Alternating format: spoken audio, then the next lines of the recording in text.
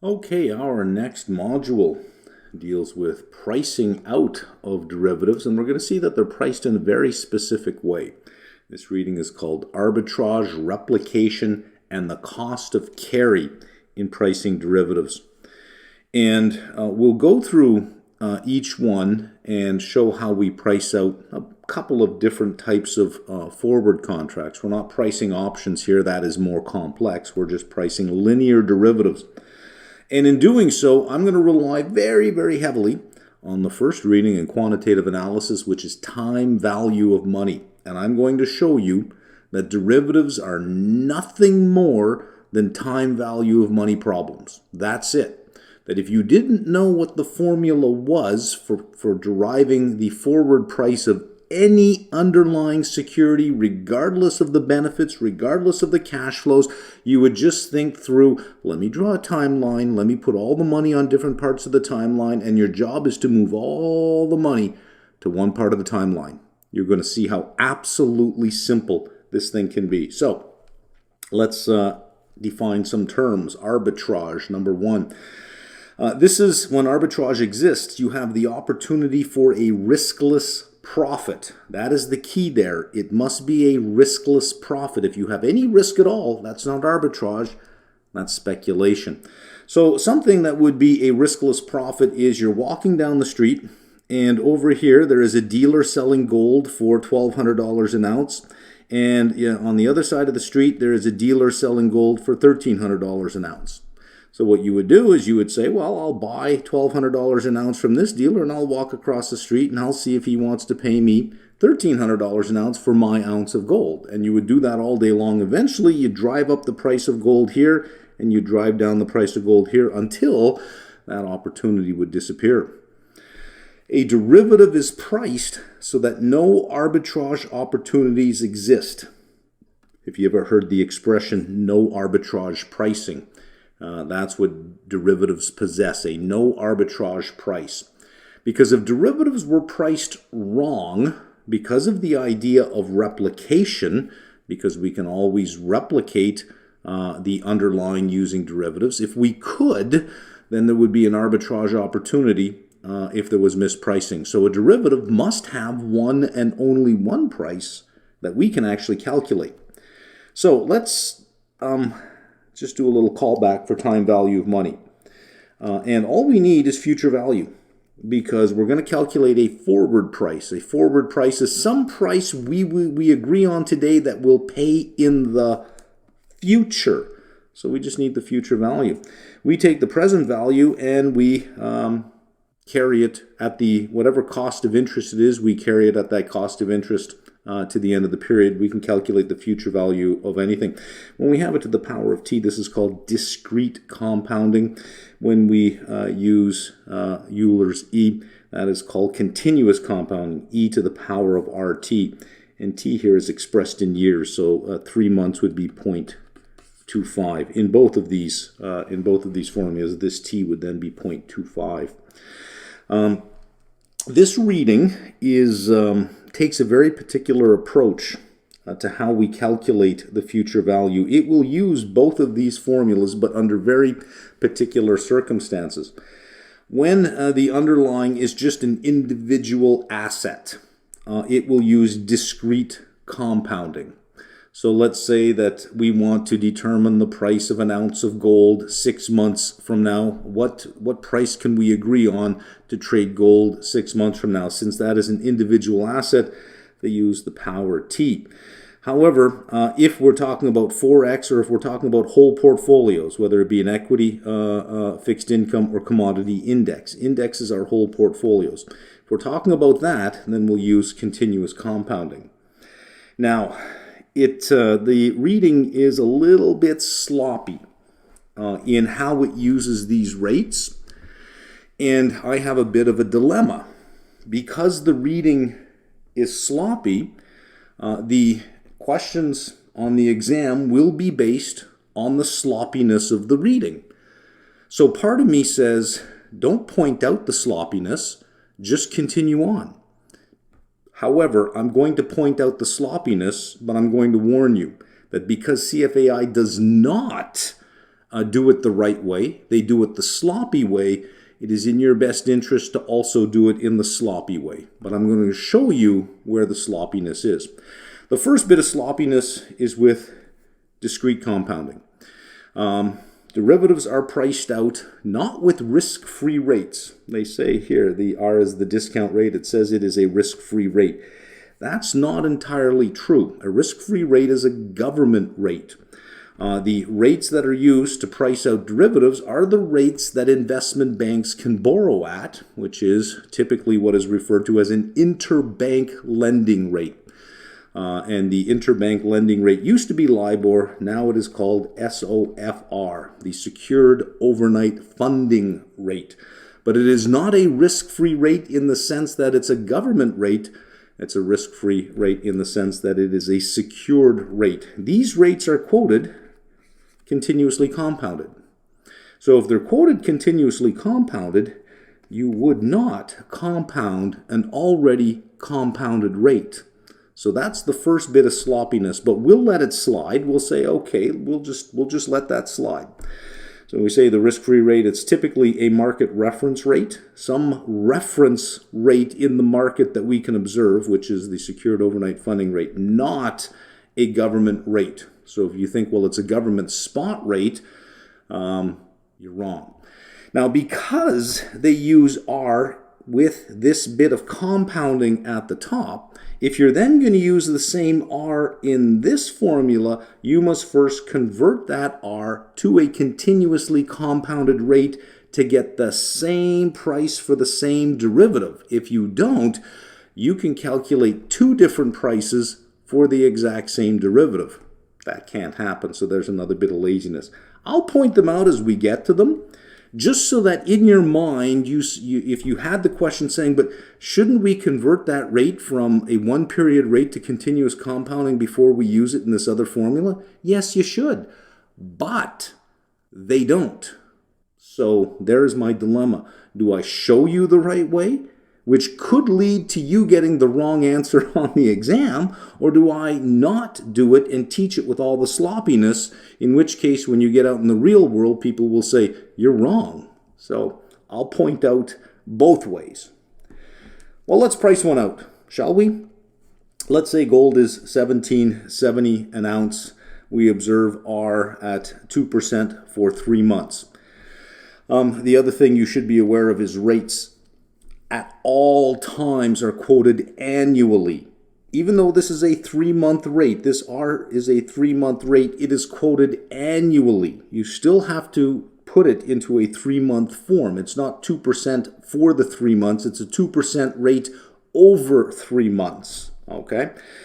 So here's how we price out a forward contract or arrive at a forward price for this gold. We say, okay, well, let's see if we can do anything with arbitrage. Now, with arbitrage, the rule is you never, ever, ever use your own money. It must be risk-free. If you use your own money, you're taking on risk. You have to use other people's money. So we're going to borrow $1,770 for 3 months, and we will owe $1,778.78 in 3 months. There's the $1,770. There's the 2% compounded for 3 months. To the power of 0.25. We will owe $1,778.77. Gold futures, if we're pricing out the futures contract, the underlying is for 100 ounces, so the contract value is just 100 times that. Now, as we keep going, we are going to see what happens when the forward price does not equal what we just calculated here. And if the forward price doesn't equal what we calculated here, we have an arbitrage opportunity, and we will start taking advantage of arbitrage until the prices converge such that arbitrage disappears and that the forward price can only have one price, which is how we calculated it here. Okay, so here is what we had on the last screen. This was our setup. That was the future value of a loan that we took out to buy 1 ounce of gold. At 2% for 3 months, we'll owe $1778.77. And the contract, the gold contract, which the ticker is GC, is for 100 ounces of gold. So the contract value would be for 100 times that amount. When we quote a futures price, by the way, even if the contract is for 100 ounces, the futures price is per ounce. The quantity is wrapped up within the contract. The price is per unit of the underlying, and then you have to check to see how many of the underlying are actually involved in the contract. Well, let's say that there is a forward price of $17.92.13. Well, we know it's only $17.78.78. So there is an arbitrage opportunity because they're priced differently. And I'm going to give you the one and only one rule of arbitrage that you need to know. Buy low, sell high. I'm sure you've heard that advice before. That is the rule of arbitrage. $17.92 and $17.78, which is the lower price? This one. So we're going to buy gold at $17.70 an ounce with borrowed funds because that is the future value of the loan. And we're going to sell high. Well, here's the price here. We're going to sell a futures contract at $17.92.13. When we sell a futures contract, we have to deliver. We have to deliver the underlying. Well, we bought the underlying over here. Notice we didn't use any of our own money. We said, hey, buddy, lend me some money, and I'll pay you back in 3 months. They lend us money. We go buy the gold. We sell these futures contracts. In 3 months, here's what we do. We deliver 100 ounces of gold for $179,213. That is this number over here times 100 ounces because that's what a contract is for. And we take this money and we go pay off this loan. Multiply this by 100 because we bought 100 ounces of gold. We pay off the 177,878. Look at that. We make $1334.56, all without spending our own money from borrowed funds. Now, what true arbitrage would do is it'd say, well, I'll make $1334.56 in 3 months. So I'm going to discount this back at 1.02 to the power 25, and I'll come up with a present value of this amount, and I will borrow that on top of all the money I borrow for the gold, so that in the future, the loan will mature at this value, which is exactly what I'll get, and I get to walk away today with the money in my pocket. I don't have to wait 3 months for it to happen. But this reading doesn't do that. It just shows what the future arbitrage value would be, but typically you would also include that as part of the loan so you can get paid today. At least professionally, that's how it's done. So let's be more formal and come up with the formulas for a forward price. Remember on the other screen we said our future value is equal to our present value 1 plus r to the t.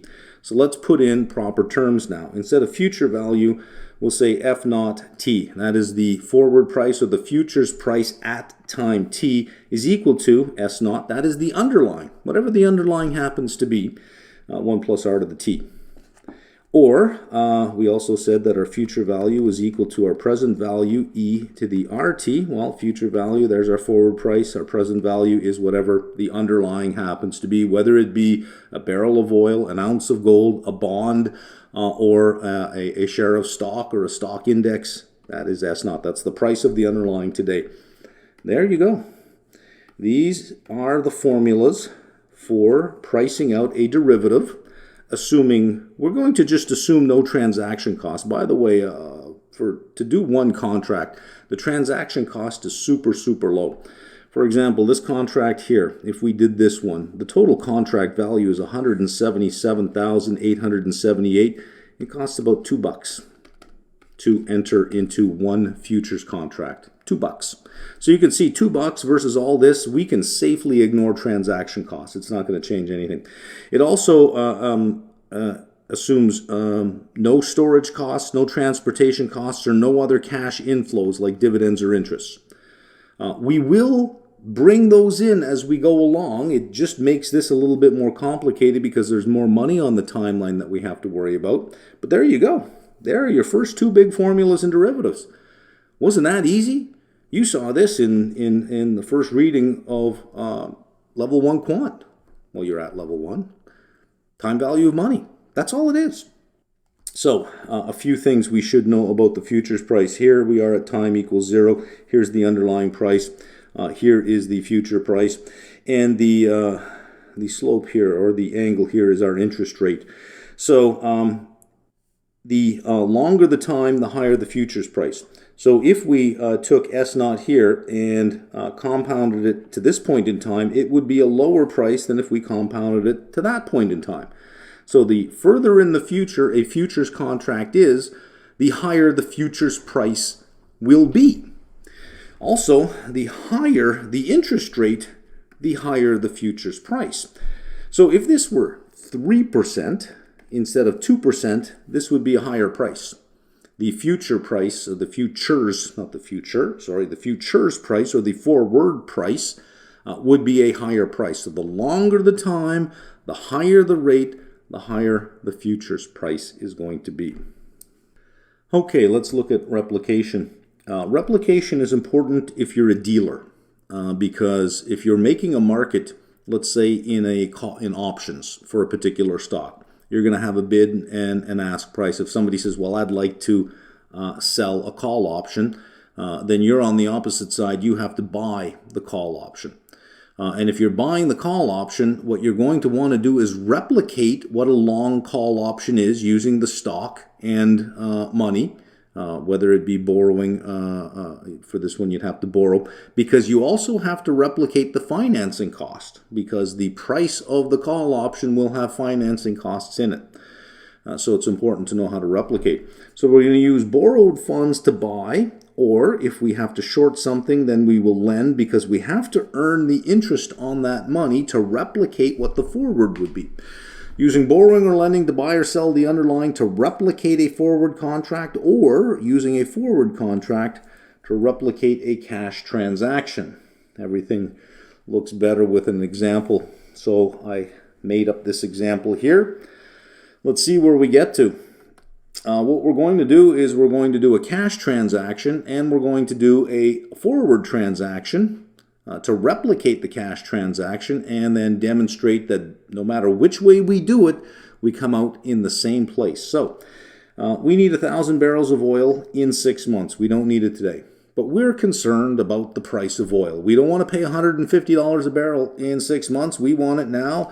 It's $108 a barrel. We're worried about the price going up. We want it in 6 months, and we know we can borrow at 2%. So let's just be safe and go ahead and buy that oil. Let's borrow $108,000, because if it's $108 a barrel and we want 1,000 barrels, it's $108,000. We're going to borrow at 2% for 6 months, and we're going to buy the 1,000 barrels of oil in 6 months. We're going to pay back, that is the future value, right? We're going to pay back $109,074.65. And by the way, if you divide that by 1,000, you will come up with $109.07465. That is your effective cost per barrel of oil, all in. That's the price that you paid plus all the interest costs and borrowing costs. Basically, it costs you $109.07465 to get a barrel of oil. You've locked it in. Okay, let's use a forward contract. Well, if pricing out the forward contract, remember it's S naught, 1 plus R to the power T. We will get 109.07465. Well, look at that. It's the same price. Except we don't have to put out all that money today. We don't have to worry about getting a loan. We just have to enter into a contract saying, hey, in 6 months, I'd like to take delivery of oil. What is the forward price or the futures price? By the way, if you get confused whenever I say futures price, or forward price, remember, a futures is simply an exchange traded forward. They are the same thing. So when you hear futures price, forward price, you can substitute them. They are the same thing. Well, look at that. Same price, right? So let's just buy the forward contract. When we buy the forward contract, it means we're going long. Long takes delivery. In 6 months, we take delivery and we will pay 109.07465. The exact same thing as if we had bought oil. So we've replicated, with a forward contract, we've replicated what a cash transaction would be. Cash transaction meaning we're just going to pay for the oil, borrow the money, pay for the oil, and pay the loan back in 6 months. We've replicated it with a forward contract because the cost of carry, the cost to carry this oil is the interest expense. The cost of carry is already in the price. If it wasn't, there'd be an arbitrage opportunity. Well, what if the price of oil changes? You may point out, oh, but hang on here. Here, You bought oil when it was only $108 a barrel. Here you have to buy it now at $109 a barrel, 109 and change. So if the price went up, you would make more had you just bought the oil. Well, that's not true. Let's have a look. If oil is $115 a barrel on the day that we take delivery, let's start with the forward contract. We have 150. The contract is worth $115,000 now because it's 1,000 barrels of oil. We're only going to pay $109,074. We're going to make $59.25.35 on the contract, which means we could do one of two things: take delivery of the oil and immediately sell it for $115, or close the contract out on the last day. We'll get the difference between the two. We will get $59.25 as a cash settlement on that contract. Well, what about our oil inventory? In 6 months, let's assume that we're carrying inventory because we're commodities. We have commodities in inventory. We're going to carry them at fair market value. That's $115,000. So the gain on our inventory is $7,000 because we paid $108. It's now $115. But we have an interest expense of $1,074.65. There is the net difference on the income statement. Okay, we're going to look at hedging now, using forwards to hedge. On the previous screen, we replicated. So we could buy 1,000 barrels of oil, and then we have them on hand for when we need them in 6 months, or we could have just replicated it with a forward contract, and we saw that we would end up in the same place. Now, you may say, well, what if I don't borrow money? What if I have the cash? Well, if you have the cash, you could have invested at 2%, right? So you do have to consider the fact that, well, now your cash is in oil, you're going to lose that 2%, hence you always include the borrowing costs in everything you do because it also is an opportunity cost. So we know that we end up in the same position. Whether we have a long cash position or a long forward position, we end up in the same position. Well, if we want to hedge and we have a long cash position, we would do the opposite of replication. Replication says take a long forward position. Hedging would say take a short forward position. So let's look at how that works and let's see if we end up in the same place. Here is our long cash position. Here is the price at which we can buy the long cash position S0. But now recall that the forward price, we used the price of oil at 108. We multiplied it by 1.02 to the 5 to get a forward price. The forward price is higher than the spot price. And we are suggesting that this is a hedge, but they're at different prices. This is 108 and this is 109.07465. So follow me on this and you'll see that we end up in the same place. Assume that we already hold 1,000 barrels of oil. That is our long cash position. What we're going to do is sell a forward contract at 109.07465. So there's the 109.07465. It's just the forward price of oil. At expiration, we're going to deliver our 1,000 barrels of oil for 109.074.65. What is our profit on this? We get 109.07465. We paid 108. This is for 6 months, so we'd have to square it and subtract out the 1, and we get 2%. What did we say on the previous screen was our cost of carry? 2%. That is the risk-free rate. A complete hedge will earn the risk-free rate. Why? If you hedge out, if you have a complete hedge, you've hedged out all the risk. You have a risk-free position. It should earn the risk-free rate. So we end up in the same position, except here we're isolating the 2%. We got a perfect hedge, and we will earn the risk-free rate because we have a risk-free position. So replication, just to be sure you get this, replication is saying you have a long cash position. How do I create a long cash position using a forward? Hedging says you have a long cash position. How do I hedge out? Well, then I use the opposite. I would use a short forward position. Once these two are matched off, I should just earn a risk-free rate of return. Okay, let's formally introduce the notion of cost of carry. That means what does it cost to carry the underlying? We've already seen in some of the previous examples that one of the costs of carrying the underlying is the interest cost on the loan or the opportunity cost of using your own cash. You do have to consider that. Well, sometimes there are other costs. The underlying may have income associated with it, so that would be a benefit. So we can borrow money to buy a bond, and while we're holding that, while the underlying is earning income, it could have been paying back some of the loan through the coupon payments. So we have to account for the fact that the underlying had some cash flows. If it's oil, well, you know what? You got to put that oil somewhere. You can't just put it in a warehouse. You got to put it in a tanker somewhere. You got to pay for transportation costs, storage costs. Depending on the type of inventory you have, like gold, you'd have to pay insurance as well. So some underlyings are not free. Well, all of that would have to be considered to arrive at a no arbitrage price. Because for a no arbitrage price, we say, what does it cost to borrow the money to buy the underlying? Now, while I'm holding the underlying, I'm going to get some money through some benefits, but I'm going to pay some money through costs, and then I have the loan to pay in the future. What is my all-in cost of carrying the underlying during that period of time? That must be the futures price or the forward price. So the cost of carry is the net of costs and benefits related to owning the underlying for that specific period. And R is still our discount rate or our opportunity cost of holding an asset. When we say holding the asset, we mean we're carrying the asset. So let's have a look at the relationship between a forward price and the cost of carry. Now remember, the cost is the net of the costs and the benefits. Here's our underlying price. There's our present value. Here's our forward contract. There's our future value.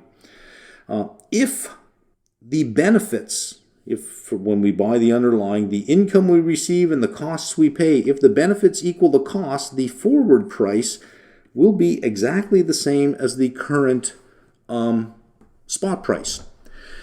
If the costs are greater than the benefits, let's say that it pays no income and it only has an interest rate and it pays no income. Well, we've already seen that. The futures price, the forward price, will be higher than the spot price. There is our R. This is interesting. What if the benefits are greater than the costs? Well, the future price, the forward price, will be less than the spot price. I'm going to draw out some charts on the screens coming up. We'll see that this is called contango. We'll see that this is called backwardation. Backwardation. Well, what are benefits? What kind of benefits could an underlying possibly have? Dividends, if it's the underlying is a stock index or a stock. Interest, if the underlying is a bond. Also, you can have non-cash flow benefits called a convenience yield. And a convenience yield is holding inventory is convenient for some manufacturers. Rather than entering into a forward contract and taking delivery in the future, holding inventory might be convenient. So there is some yield, some benefit to actually owning the inventory. We'll see how that plays out. And what are the types of costs? Well, you have storage costs, insurance costs, transportation costs. If you are buying gold, you cannot own gold in your own, in a cupboard at home. Gold is stored in a vault. It must be stored in a vault somewhere, and you have to pay insurance on that and storage costs to keep it there. So how do we change our formula? Remember, our formula for a futures price was equal to the spot price, 1 plus R to the T. Well, this part stays the same. Equals, well, you have your price, minus the present value of all the income plus the present value of all the costs.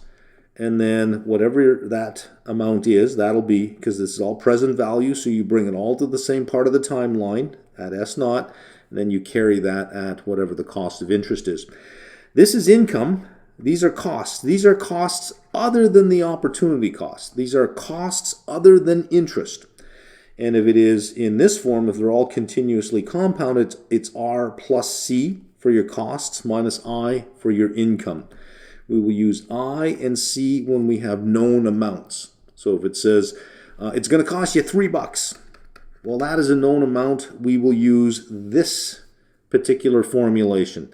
When they're not known amounts, but they're known rates, for instance, a stock may pay a dividend of $2 a year, but an equity index usually has a dividend yield of 1.9% a year or 2% a year. It's given in terms of a yield. If it's a rate, if our costs and incomes are given to us in terms of rates, we will use this formulation, and all of these, remember, all of these must be quoted continuously compounded.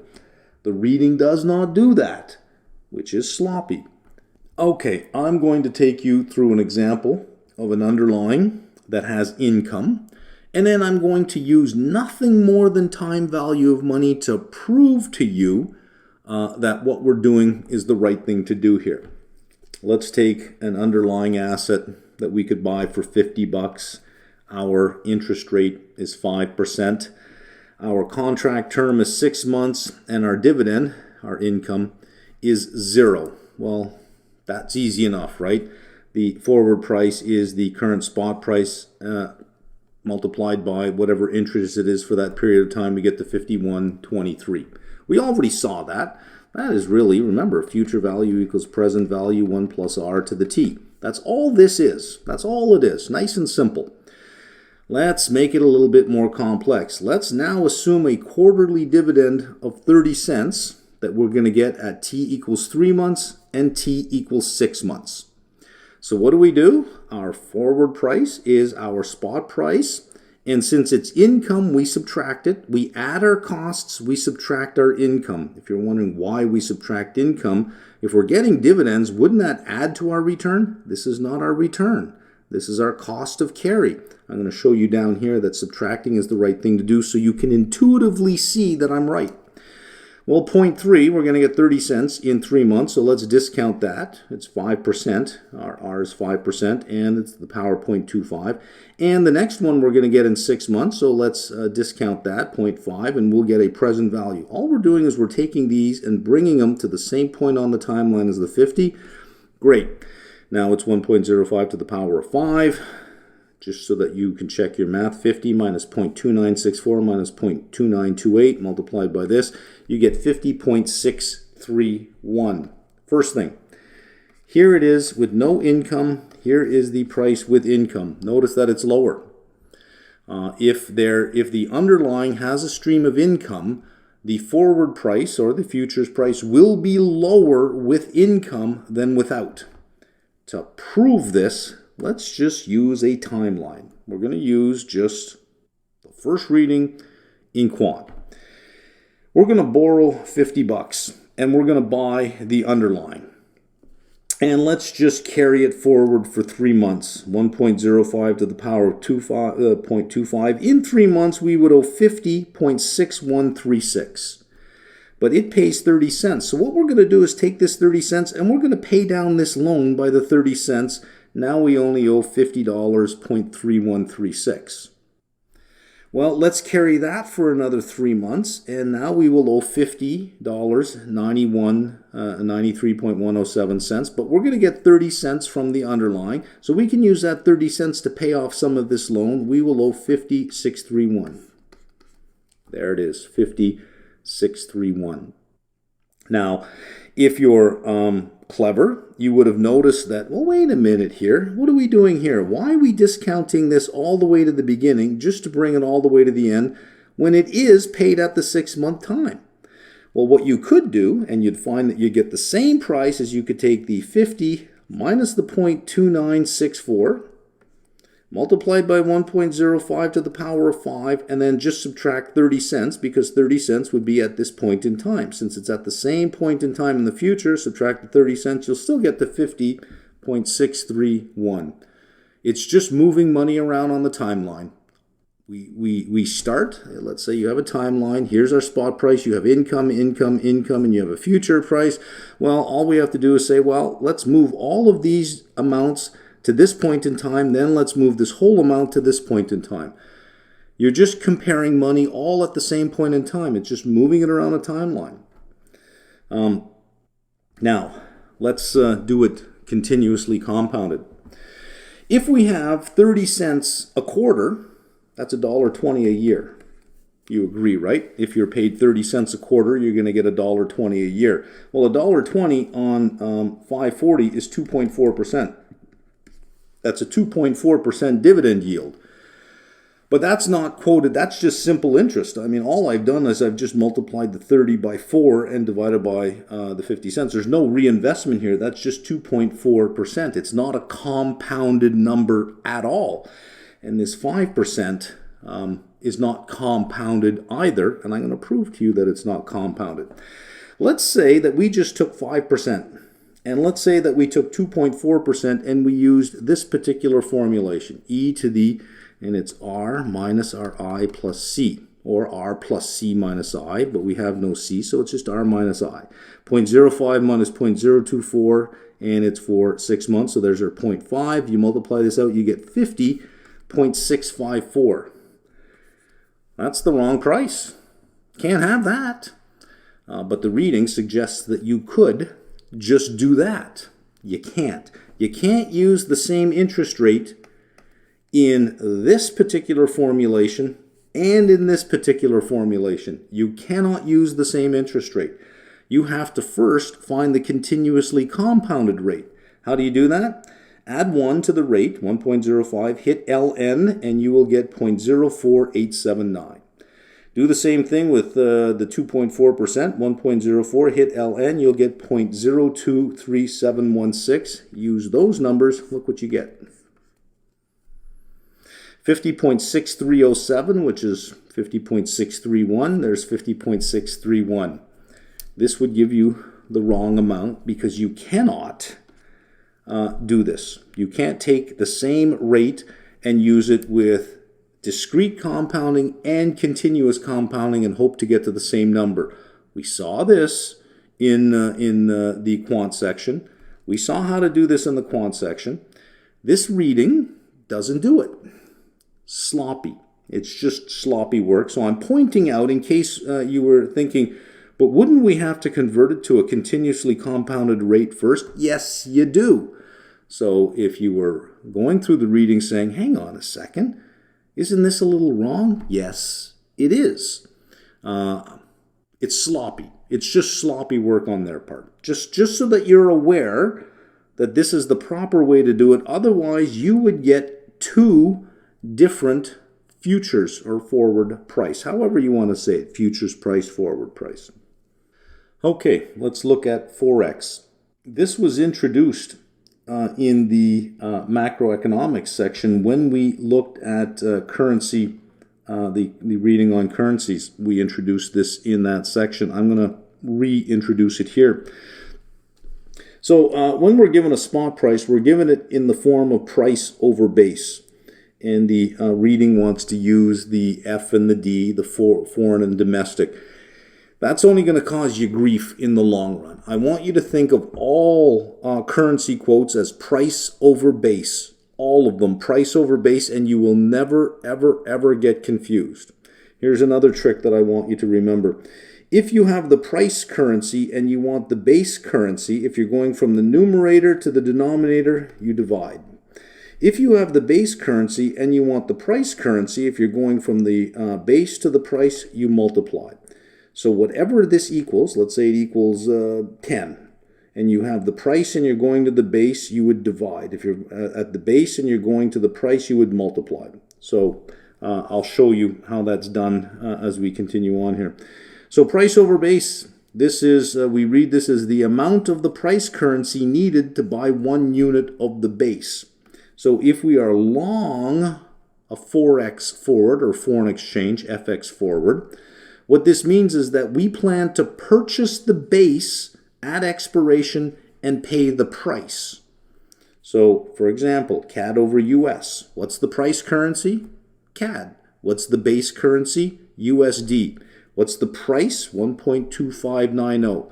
So if we were long a forward contract for this exchange rate, what this means is that at expiration, we are going to buy $1 for 125.90 Canadian. We are going to take delivery of the underlying. Remember, when you're long, you take delivery. When you're long the base. You will take delivery of US, and to take delivery of US, you got to pay for it. Well, how much is US dollars? It's $1.2590 Canadian.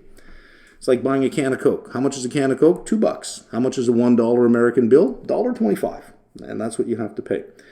Well, let's see if we can't come up with the formula, which we're going to get down here. This is the one we're going to use. This is just an intermediate step along the way. This is the one we use. How do we get that particular formula? I want to see it intuitively. So let's say we have 1,000 units of the base currency. Well, we can invest it at whatever interest rate is that we can get in that particular country. We'll call it R sub B. So we have 1,000, and at the end of the period, we'll have 1,000 multiplied by 1 plus R sub B to the power of T. I want you to agree to that. I want you to look at that going, yeah, that's what we would have if we took 1,000 units and we invested it at this interest rate. The other thing we could do is convert it to the price currency, SPB, and invest at RP. Well, notice what we're doing. We're multiplying.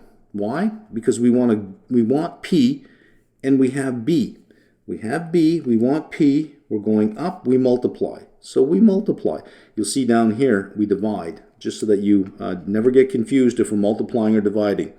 If you have base units and you want price units, you multiply. If you have price units and you want base units, you divide.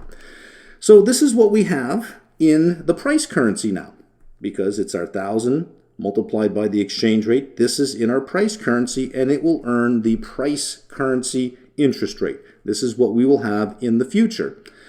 Now, we want to convert this, because this is in P, we'd like to convert it back to B.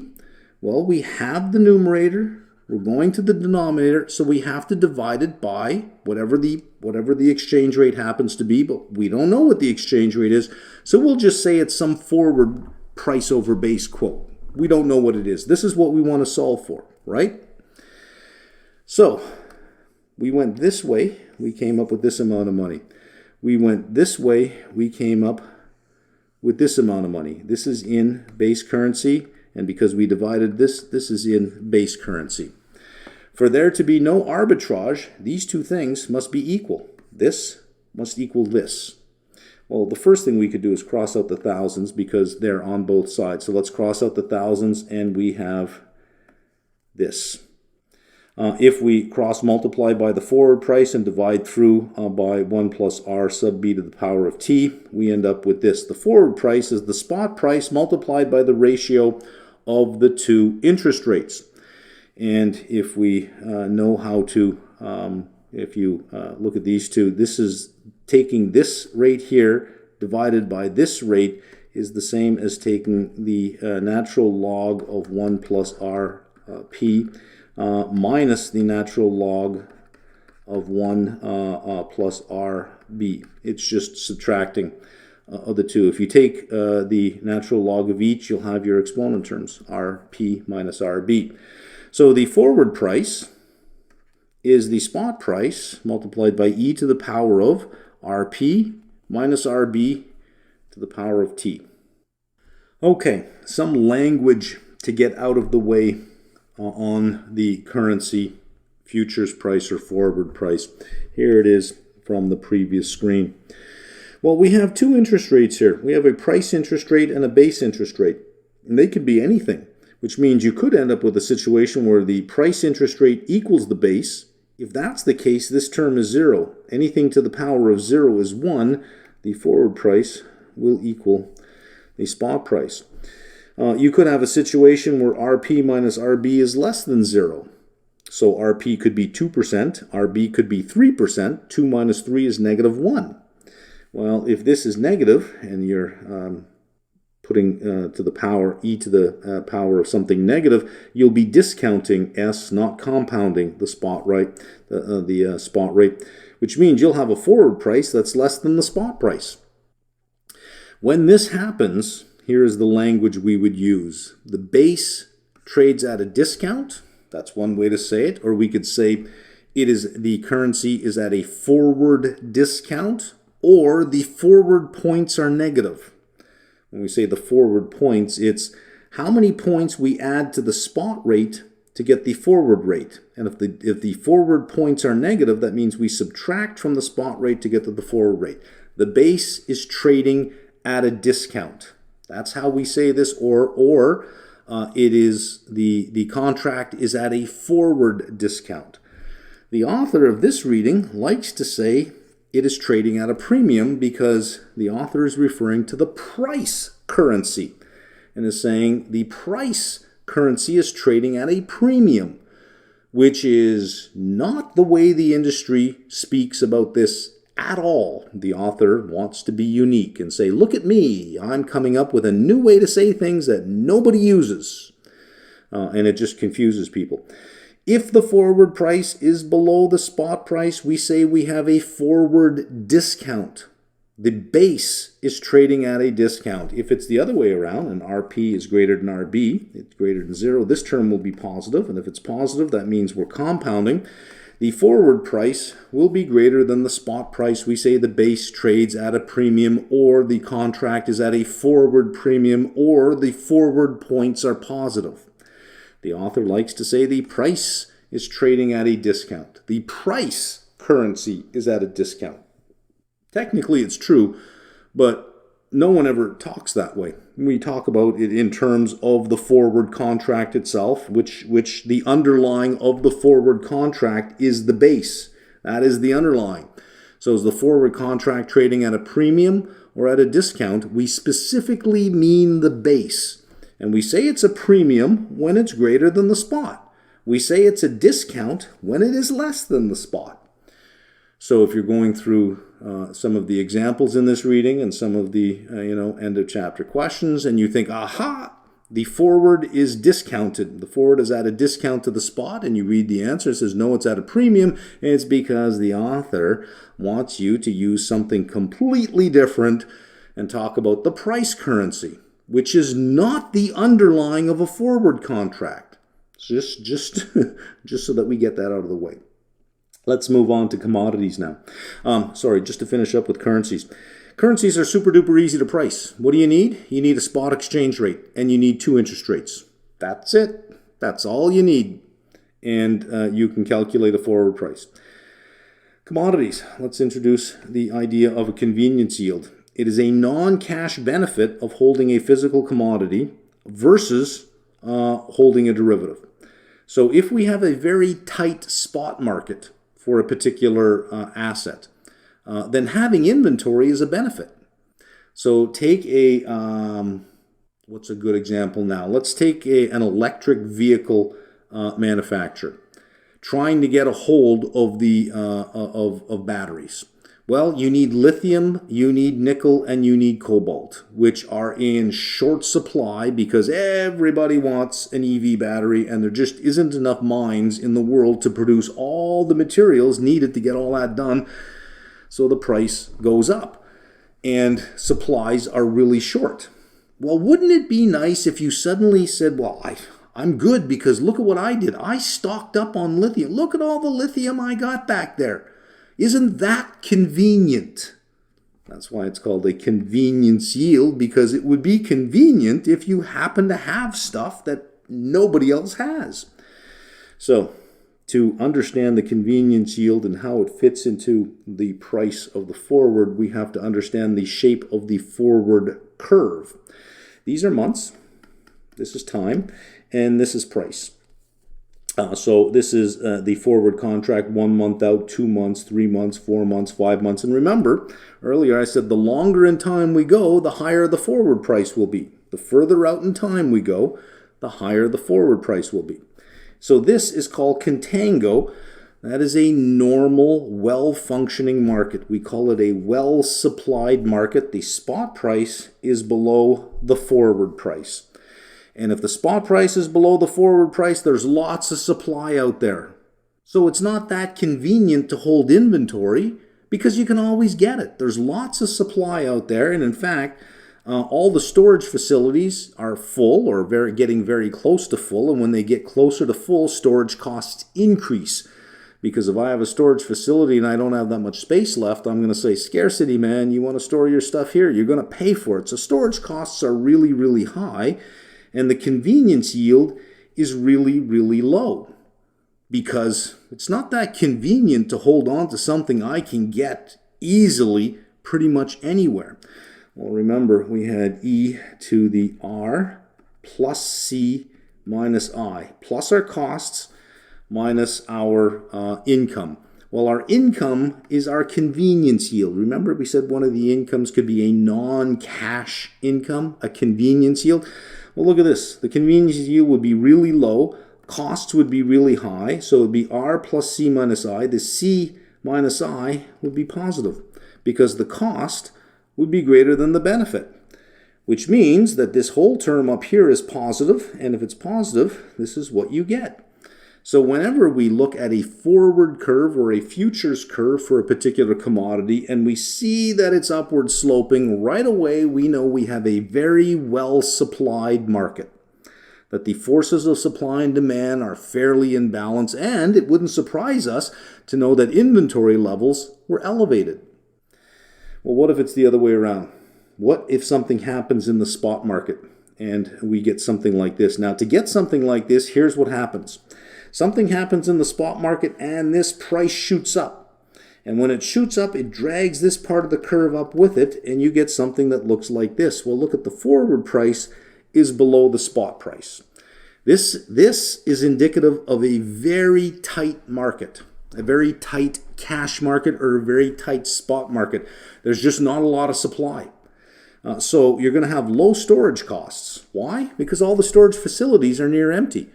So if I'm sitting there with a oil storage facility and they're all near empty, look, I'll rent you some storage space for almost nothing. I'm hurting over here. Store your oil here. Well, in a tight market, oil inventories drop very quickly because something happens that tightens the spot market. The biggest reason is usually a war in a particular country or a sanction against a country that's exporting oil. So, for example, when Iran sanctions came into play, like 2 million barrels of oil disappeared off the market, 2 million barrels of oil a day. That was supplying a well-supplied market. Well, that shortage drew down inventories very quickly and shot the spot price up such that you had a curve in backwardation. How do we explain that? You have a very high convenience yield. Notice you have low storage costs and a very high convenience yield. So let's do this again. E equals R plus C minus I. Let's just look at these terms. This is very low. This is very high. And it could get to the point where this term, R minus, because this term will be negative, C minus I, this would actually make the whole term here negative. R plus C. But then I is so high, it takes this whole term negative, and it would create a forward price that is at a discount to the spot price, much as we have over here. Oh, sorry, what we have over here, right? You would end up with a forward price below the spot price. If you have that, you have a curve that is called backwardation. Well, the curve's not called backwardation. We say the market is in backwardation for this particular commodity. So if we see a forward curve that looks like this, right away we know we're dealing with a tight spot market and low inventories because storage costs are really low. So the convenience yield is quite high. So we can tell a lot from the state of the market by the shape of the forward curve.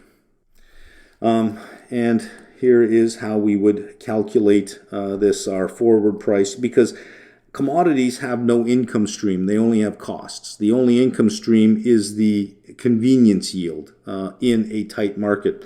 So we're really just, when we say C here, this is the cost of carry. This is the whole term, the C and the I, right? So S naught plus the present value of C, 1 plus R to the T. This will give us a forward price that's greater than the spot price. If this term here is positive, we'll have this. Or it looks like this in a continuously compounded way. Okay, let's do some examples here. Gold. Let's say gold is 1783.28 per ounce. R is 2%, and we're going to price out a 3-month forward contract. And our storage cost is going to be $2 per ounce at expiration. So we will buy some gold, we'll put it in storage. When we go pick up our gold or transfer the gold out of that vault to another vault, at that time we'll have to pay the $2 storage. It's a cost. It's a cost, so we have to add it. So there's our spot price plus, here's our cost, and we're going to discount it back to the beginning of time because, of course, we have a cost over here. We have to get all the money at the same point in time, our spot price plus the present value of the cost, and then we carry that to the end of the period. At the interest rate, we get 17.9413. Now, some of you will say, but this is already at expiration. Why do we have to discount it to the beginning only to carry that same $2 to the end? Couldn't we just ignore this and add it at the end? Well, since C is at time T, what we can do is just take the spot price, carry it to the end of time, and then add the $2. Because the $2 is over here, and we're trying to find a price for this point in time.